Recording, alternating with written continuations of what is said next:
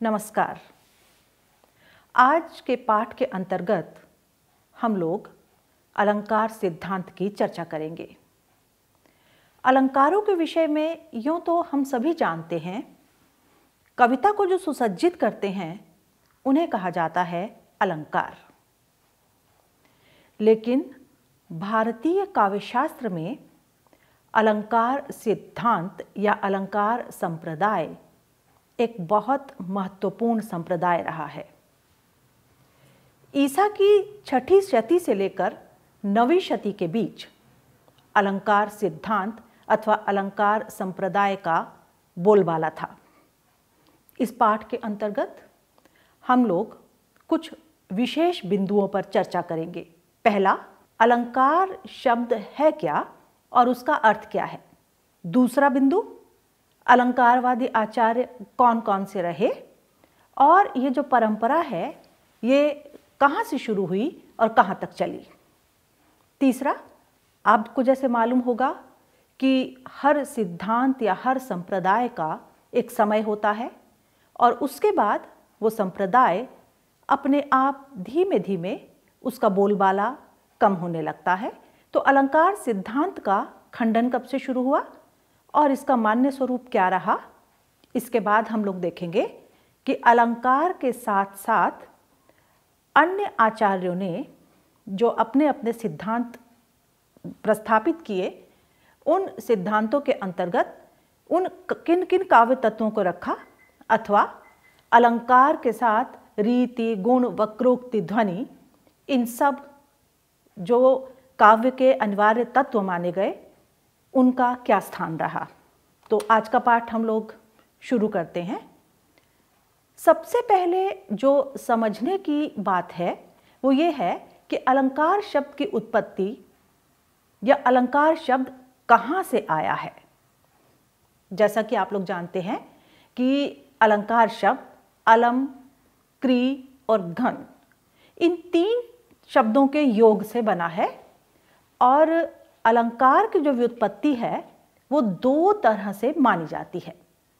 पहला, इसकी करणपरक व्युत्पत्ति क्या है।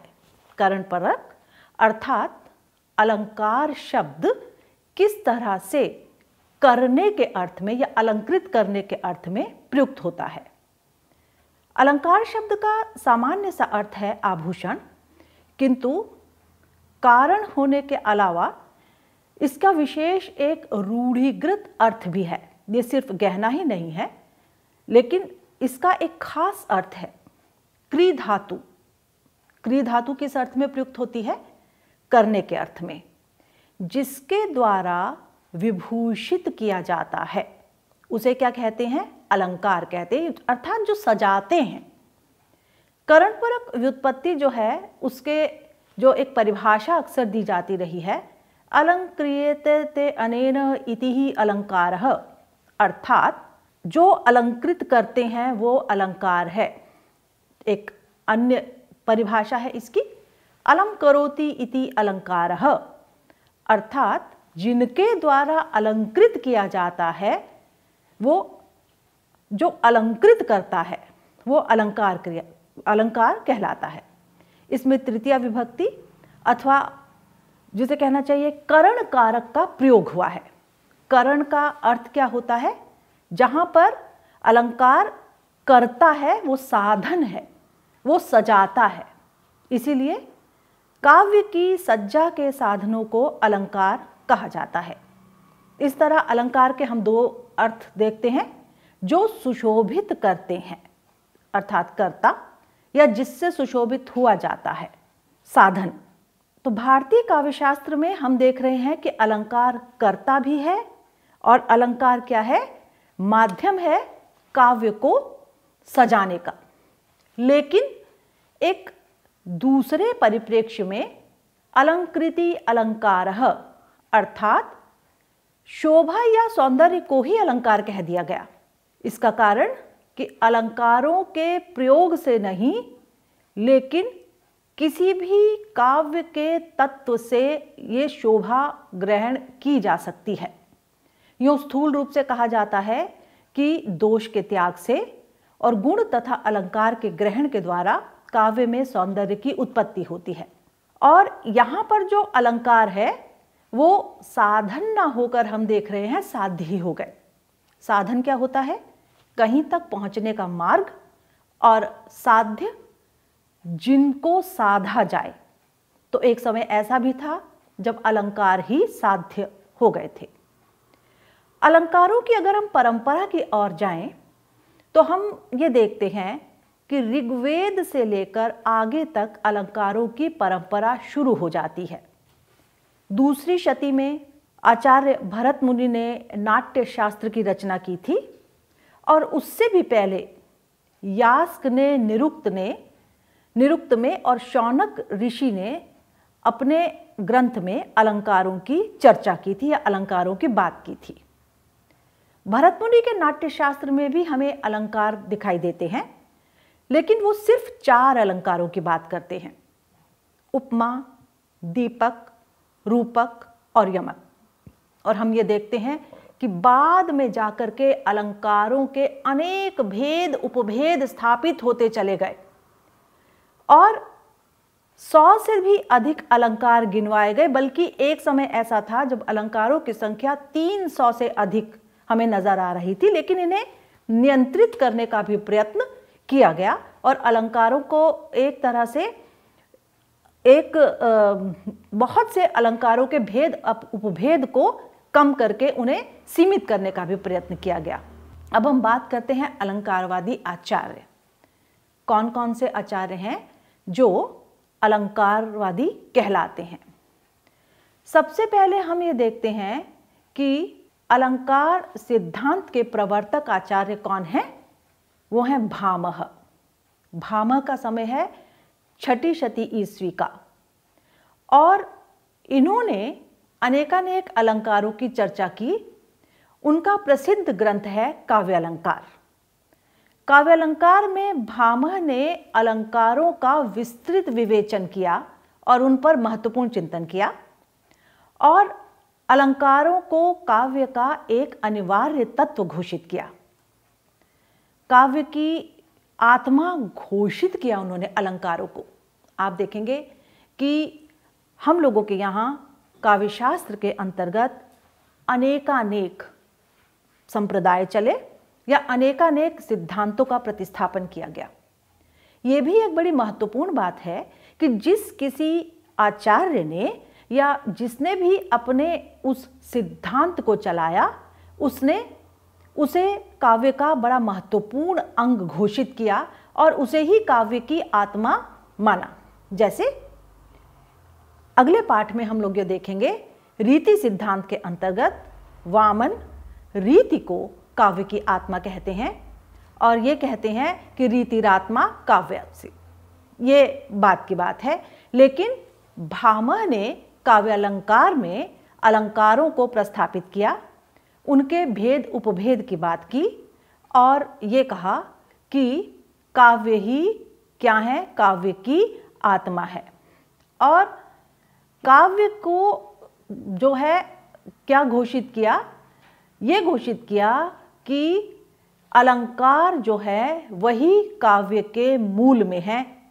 एक अन्य बात और थी कि भामह ने रस को भी अलंकारों के अंतर्गत गिना और उसे रसवत अलंकार माना। भामह का जो है अनुकरण दंडी करते हैं। भामह और दंडी, इन दोनों का अनुकरण हमें उद्भट के ग्रंथ में करते हुए दिखाई देते हैं। तो भामह, दंडी और उद्भट, ये तीनों के तीनों अलंकारवादी आचार्यों के माने जाते हैं, और अलंकार संप्रदाय में इनका बड़ा महत्वपूर्ण स्थान है। दंडी का समय 7वीं शताब्दी के आसपास है, और इनके ग्रंथ का नाम है काव्यादर्श। इन्होंने भामह के ग्रंथ की टीका लिखी। टीका अर्थात उसको और अधिक विशद विवेचन किया आसान शब्दों में, और उसका टीका को लिखते हुए उन्होंने अलंकार को विवेचन का क्षेत्र बनाया। भामह ने जिन जिन अलंकारों को कहा था उनका संशोधन भी किया, और उनके अलंकारों का जो है एक तरह से वर्गीकरण भी किया। और निरंतर दंडी ने अलंकारों को काव्य का प्राण कहा। इनकी प्रमुख कथन है, काव्य शोभाकरान अलंकारात प्रचक्षते, अर्थात काव्य की शोभा करने वाले तत्व ही अलंकार है। इसके अंतर्गत हम ये देख रहे हैं कि भामह, दंडी और रुद्रट, ये तीनों के तीनों जो अलंकारवादी आचार्य हैं, ये क्या करते हैं कि अलंकारों की महत्ता को स्थापित करते हैं। दंडी के साथ लेकिन एक अन्य महत्वपूर्ण बात थी कि दंडी ने अपने अलंकार के विवेचन में गुणों को भी महत्वपूर्ण स्थान दिया और गुणों की महत्ता को भी स्थापित कर दिया। उन्होंने क्या कहा कि उपमा, रूपक इत्यादि जो अलंकार हैं वो साधारण अलंकार हैं, जबकि ओज, प्रसाद और गुण आदि को उन्होंने असाधारण अलंकार कहा। और उन्होंने गुणों को भी पर्याप्त महत्व दिया और उन्हें भी अलंकार के अंतर्गत ही समाहित किया। उनके अनुसार गुण और रस भी अलंकारों का ही एक रूप है, लेकिन यह ध्यान रखा जाए कि दंडी ने गुणों को असाधारण अलंकार कहा। और आगे चलकर हम देखेंगे कि रीति सिद्धांत में वामन इन्हीं गुणों का आश्रय लेते हैं और गुणों पर ही रीतियों को आधारित मानते हैं और गुणों को ही सबसे अधिक महत्व देते हैं। लेकिन उसका एक आधार हमें दंडी के अलंकार विश्लेषण से दिखाई देने लगता है। और उन्होंने एक अन्य महत्वपूर्ण बात जो है दंडी की, वो ये है कि दंडी ने अलंकारों के उदाहरण भी दिए, जिससे हमें दंडी का कवि रूप भी नजर आता है। काव्यदर्श में न केवल उन्होंने अलंकारों का विशद विवेचन किया, बल्कि अलंकारों को सहज सुलभ बनाया और अंततः क्या कहा कि अलंकार काव्य की आत्मा है। 8वीं शती में एक अन्य अलंकारवादी आचार्य हमें नजर आते हैं, वो है उद्भट। उद्भट के ग्रंथ का नाम है काव्यालंकार सार संग्रह। यह बहुत महत्वपूर्ण ग्रंथ है। इन्होंने भामह की ग्रंथ की टीका भी लिखी और भामह की परंपरा को ही ये आगे बढ़ाते हुए नजर आते हैं। इन्होंने भी रस को रसवत अलंकार कहा और एक नई देन इनकी क्या रही कि पहले 8 रस थे, लेकिन इन्होंने शांत रस को भी रसवत अलंकार के अंतर्गत गिना। ये सभी आचार्य अलंकार को काव्य का सर्वस्व और अनिवार्य तत्व मानते हैं। भामह ने अलंकार को काव्य का एक आवश्यक आभूषण तत्व मानते हुए कहा कि अनेक आचार्यों द्वारा प्रस्तुत रूपक आदि अलंकार काव्य में उसी प्रकार आवश्यक हैं जिस प्रकार नारी का सुंदर मुख भी आभूषणों के बिना शोभित नहीं होता। प्रसिद्ध उक्ति है ये, न कांतमपि निर्भूषणम विभाति वनिता मुखम। दंडी के अनुसार अलंकार क्या थे? काव्य शोभा करान धर्मान अलंकारान प्रचक्षते, हम पीछे भी चर्चा कराए हैं। और भामह क्या कहते हैं कि यदि अलंकार नहीं है तो कविता सुशोभित नहीं हो सकती। ठीक उसी तरह जिस तरह किसी सुंदर नारी का मुख अलंकरण के बिना सुशोभित नहीं होता। इसका अर्थ सीधे सीधे ही आता कि इन सब आचार्यों ने शब्द और अर्थ 2 तरह के अलंकारों को तो अलंकरण माना ही, लेकिन रस, ध्वनि, वक्रोक्ति आदि जो अनेक काव्य तत्व थे उन्हें भी ये अलंकार के अंतर्गत ही निहित करते थे या अलंकार के अंतर्गत ही अभिहित करते थे। इसके बाद हमें देखते हैं कि थोड़ी सी अलंकार की जो परंपरा है वो हमें धीमी पड़ती हुई नजर आती है। 9वीं शती के उत्तरार्ध में आचार्य रुद्रट ने अपने ग्रंथ काव्यालंकार में बहुत अधिक विस्तृत विवेचन किया। किसका? अलंकारों का। उन्होंने शब्दालंकार और अर्थालंकार जो पहले से उपस्थित थे उसके आगे बढ़कर अन्य भेद भी बनाए और अलंकारों का वैज्ञानिक वर्गीकरण किया। तो ये आचार्य रुद्रट की देन थी कि उन्होंने अलंकारों का वैज्ञानिक वर्गीकरण किया, जिसमें उन्होंने अलंकारों को 4 वर्गों में बांटा। पहला वर्ग वास्तव्य अलंकार, जो वास्तविक अलंकार है, जो स्वाभाविक अलंकार है, जो स्वाभाविक ढंग से वर्णन के अंतर्गत आते हैं। दूसरा अतिशय अलंकार, जहां बहुत अधिक बढ़ा चढ़ाकर वर्णन किया जाता है। तीसरा औपम्य अलंकार, जिसमें एक के साथ दूसरे की तुलना की जाती है, उपमा मूलक अलंकार।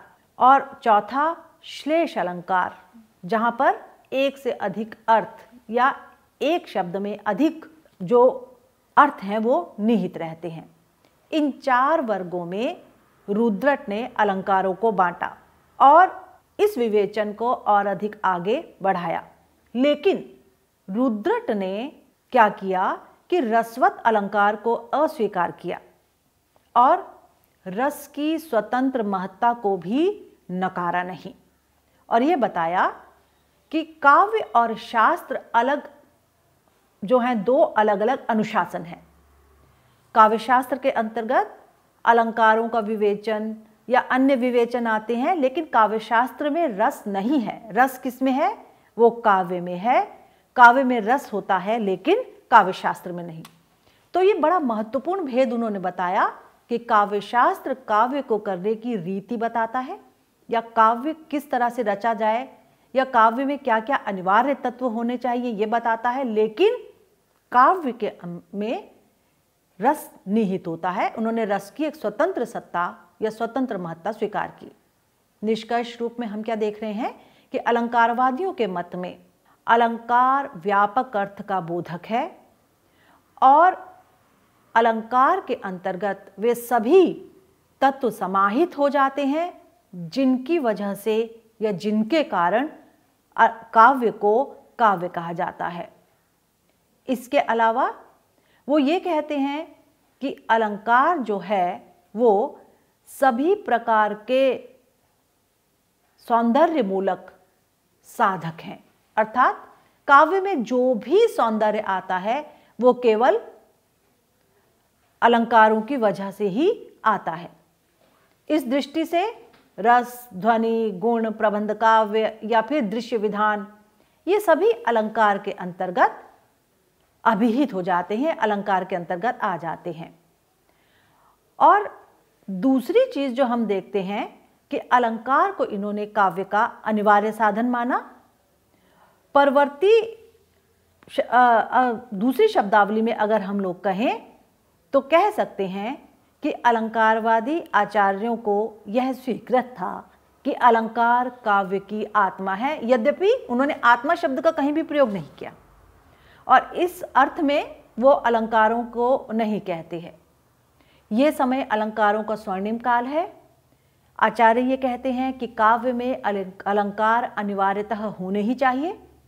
इसके साथ ही कि अलंकार काल में अलंकार प्रमुख रहे और रस इत्यादि अन्य तत्व गौण, और काव्य संबंधी समस्त सौंदर्यों का साधक तत्व, यानी साधक भी माना, साध्य भी माना, क्या रहे, उन्होंने अलंकारों को ही घोषित कर दिया। अब अलंकार सिद्धांत का खंडन किन किन आचार्यों ने किया? ठीक अलंकार सिद्धांत के बाद ही हम देखते हैं कि 8वीं शती में वामन आते हैं और वे अपने ग्रंथ काव्यालंकार सूत्र वृत्ति में गुणों की प्रतिष्ठा करते हैं और उन्हें महत्व देते हैं। अलंकार को वामन व्यापक अर्थ में ग्रहण करते हैं और अलंकारों को क्या कहते हैं कि वो सौंदर्य का पर्याय मानते हैं, लेकिन वो समस्त अलंकारों को जिसके ऊपर आधारित मानते हैं वो है गुण। और उन्होंने अपने सिद्धांत रीति सिद्धांत को स्थापित करते हुए क्या कहा कि विभिन्न जो गुण हैं जिनसे अलंकार अलंकार होते हैं वो रीति के अंतर्गत आते हैं। वामन ने एक तरफ कहा काव्यम ग्रयम अलंकारात् सौंदर्यम अलंकारः, अर्थात काव्य अलंकार से भी ग्रय होता है तथा सौंदर्य ही अलंकार है, अतः अलंकार ही काव्य के समग्र सौंदर्य का पर्याय है। लेकिन दूसरी तरफ स्थापना किसकी करते हैं वो? 10 शब्द गुण और शब्द अर्थ गुण की, जिसकी चर्चा हम लोग रीति सिद्धांत के अंतर्गत करेंगे। और वो रीति को गुणों पर आधारित मान करके समस्त अलंकारों को इन गुणों के अंतर्गत समाहित कर लेते हैं। दंडी ने अलंकार का जो लक्षण किया था, वामन भी वही गुण के तरह से उस लक्षण को प्रस्तुत करते हैं। हम पहले भी चर्चा कराए हैं कि दंडी कहते हैं काव्य शोभा करान धर्मान अलंकारान प्रचक्षते, और वामन कहते हैं काव्यम ग्रयम अलंकारात सौंदर्यम अलंकार, सौंदर्य करने वाले अलंकार हैं। इस तरह से हम देखते हैं कि रीति सिद्धांत की स्थापना के साथ अलंकार सिद्धांत का पराभव शुरू होता है, और वामन कहते हैं काव्य शोभाया कर्तारो धर्मो गुणः रीति, अर्थात गुणों को संवर्धित करने का साधन अलंकार है। अतः वामन रीति संप्रदाय की स्थापना करते हुए अलंकार सिद्धांत का खंडन करते हैं और समस्त अलंकारों को रीति के अंतर्गत समाहित करते हैं। वामन की दृष्टि में काव्य गुण कविता के नित्य धर्म है, जबकि अलंकार काव्य का अनित्य धर्म।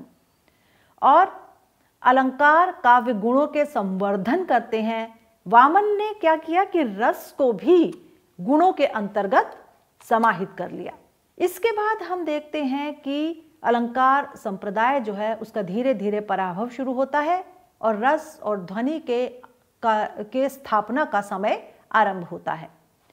लेकिन इसके साथ ही अन्य आचार्य सामने आते हैं। नवीं शती में आचार्य आनंदवर्धन ध्वनि संप्रदाय की स्थापना करते हैं और अलंकार को ध्वनि और रस से गौण बताते हैं। तो ध्वनि संप्रदाय आता है जो अलंकारों को ध्वनि के अंतर्गत समाहित करता है, और यहाँ तक आचार्य आनंदवर्धन कहते हैं कि रस भी ध्वनित होता है। वो क्या कहते हैं, अलंकार रीति वक्रोक्ति सबको वो ध्वनि के अंतर्गत समाहित कर लेते हैं। हम ये देख रहे हैं कि भारतीय काव्य शास्त्र में जो भी कोई आचार्य अपने संप्रदाय को आरंभ करता है या चलाता है, वो क्या करता है कि बाकी सब चीज़ों को अपने जिसे कहना चाहिए सिद्धांत के अंतर्गत या अपने संप्रदाय के अंतर्गत समाहित कर देता है। तो आनंदवर्धन ने अलंकारों को रस का उपकारक माना, लेकिन याद रहे कि उन्होंने ये कहा कि रस भी ध्वनित होता है। और वक्रोक्ति संप्रदाय के संस्थापक कुंतक ने अलंकारों को काव्य वक्रता के अंतर्गत समाहित किया और उसे मान्यता भी दी और उसको गौण भी बना दिया। उन्होंने कहा कि समस्त अलंकार वक्रता से पैदा होते हैं। उस वक्रता में अलंकारों को उन्होंने लिया तो सही, लेकिन उन्हें गौण तत्व बना दिया, उन्हें प्रमुख तत्व नहीं कहा। और क्या कहा उन्होंने कि काव्य में वक्रता यही सर्वोपरि है और समस्त अलंकार उस वक्रता के अंतर्गत आते हैं। मम्मट 11वीं शती में अलंकारों को रस का उपकारक तत्व मानते हैं और काव्य प्रकाश की रचना करते हैं। रुद्रट के बाद अलंकार का जिसे कहना चाहिए झंडा गाड़ने के लिए कौन आते हैं, आचार्य रुयक। वो अपने ग्रंथ अलंकार सर्वस्व में अलंकारों का विस्तृत विवेचन करते हैं। ऐसे लगता है कि वो अलंकार सिद्धांत की फिर से बागडोर संभाल रहे हैं। आचार्य रुयक ने अपने ग्रंथ अलंकार सर्वस्व में अलंकारों का विवेचन बहुत अधिक क्षमता और कुशलता से किया और कुछ नए अलंकारों के विरोध के भेद भी स्थापित किए, जैसे विरोध, सादृश्य, श्रृंखला मूलक और न्याय मूलक, गुणार्थी मूलक, ये 5 नए वर्ग बनाए। इसके बाद जो अलंकार सिद्धांत की स्थापना करते हुए नजर आते हैं वो एक हैं जयदेव और दूसरे हैं अप्पय दीक्षित। इन दोनों ने अलंकारों का बहुत अधिक विशद विवेचन किया। आचार्य विश्वनाथ ने 14वीं शती में साहित्य दर्पण में अलंकारों का निरूपण किया। हिंदी साहित्य में आप देखेंगे कि भक्ति काल से रीति काल तक अलंकारों के निरूपण का प्रयास निरंतर चलता रहा। आचार्य केशव ने कवि शिक्षक की भूमिका निभाई। उन्होंने अलंकारों को काव्य का अनिवार्य तत्व घोषित किया और क्या कहा, भूषण बिनु न बिराजई कविता वनिता चित, अर्थात आभूषण के बिना न कविता सुशोभित होती है ना ही स्त्री या वनिता। इसके अलावा रीतिकाल में अनेकानेक आचार्य हमें नजर आते हैं जो काव्य के लक्षण ग्रंथों की जो है लिखते हैं और उसमें अलंकारों के लक्षण देते हैं और उनके उदाहरण भी देते हैं, जिसमें कुछ प्रमुख नाम है चिंतामणि, मतिराम, भिखारी, भूषण इत्यादि।